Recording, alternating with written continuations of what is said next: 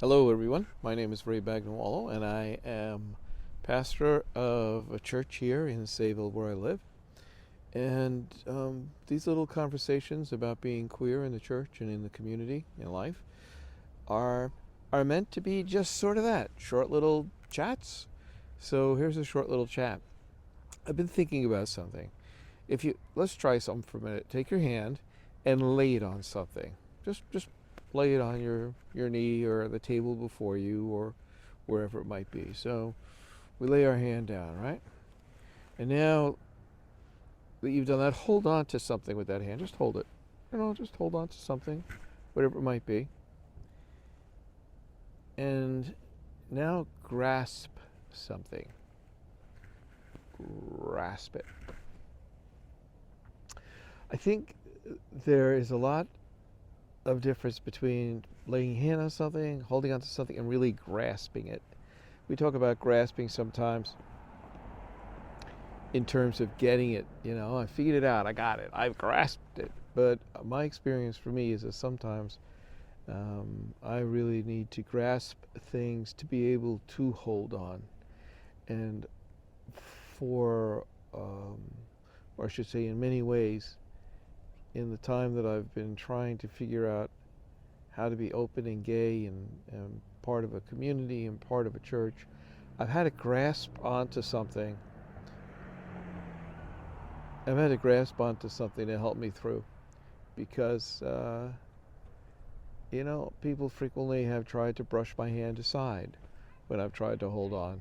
Or even just in the way that we see some of these things that politicians and others are doing to limit our access in different places, and some of the more heinous stuff about excluding trans folk who have made a transition in participating in sports and so forth.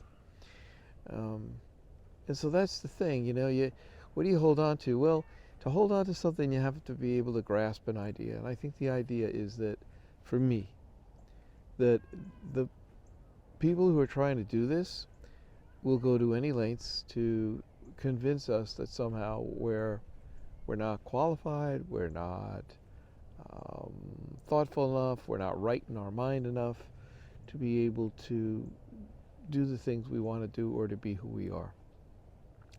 And certainly, faith communities have been really, really uh, slow to recognize just how much harm they've done and how wrong they've been in trying to convince other people that, those queer folk, or even more directly, you who are gay, queer, LGBTQ, however you identify yourself, that you and those who love you and even your families who raise you are living outside of any natural or any godly law, whatever that might be.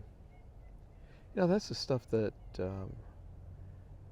it's really incredible to think of, that people would try to lay that on you, to push you aside.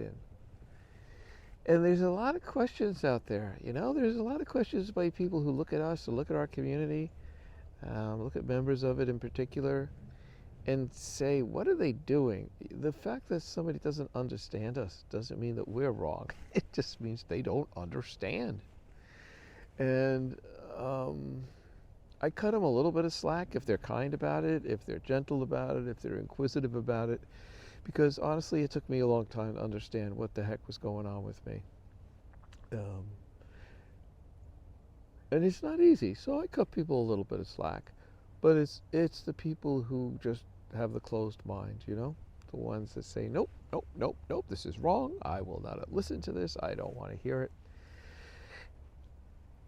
So grasping that we are, in fact, as I always say, created the way we've been meant to be, and that we are a benefit and a gift to those around us, just like any person is a benefit and a gift to those around them if they live their life in kindness and generosity and compassion. But for queer people, for people who are oppressed and marginalized, our lives in grasping that we have every right to be who we are, that we have rights to um, life and community in the same way anybody else does. In our understanding that and practicing that and holding on, we help a lot of other people to understand something that actually I think they need to be fully human. They need to understand that they are not the only one, that they are not, their way is not just the right way or the only right way, or that there is one particular right way. There are, in fact, many ways to be wrong, and one of them is in pushing people aside or marginalizing them. And we're wrong too when we do that to ourselves. So, and I've done it. I have done it. But I don't do it that much anymore. And in terms of what I grasp that makes it possible for me to hold on, it is that I am loved, and that in this world and this universe, like you, I am beautiful in that, and in being created in the image and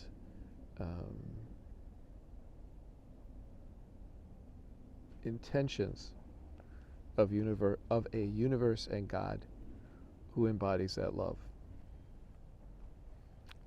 Doesn't mean it's easy sometimes, but it helps me to hold on when folks try to push me out of a boat or make it difficult for me to participate in ways that I would like to. And so by grasping that, by holding on to that, I can lay my hand gently upon myself and others. And kindness and change and peace of mind often follow. So, in closing, I'm very grateful for the community I have around me, because these are truths that I'm saying to you from my point of view. But it hasn't always been easy, and it's good not to be alone. So as I usually say when I finish this, you may be by yourself at the moment, but you're not alone. If there's something you need, there's people around that are there to help you. And you can always reach out to me through the links that are available before and after these little chats. And take a look within your community and where you live, and I'm sure there are resources there for you as well. So you have a great week. Nice to be with you. The wind finally stopped blowing out here a little bit, and it's a beautiful evening. And I hope you're having a beautiful evening as well, or whenever you watch this. Have a great day. Remember, you are loved, and we'll see you soon. Okay, bye.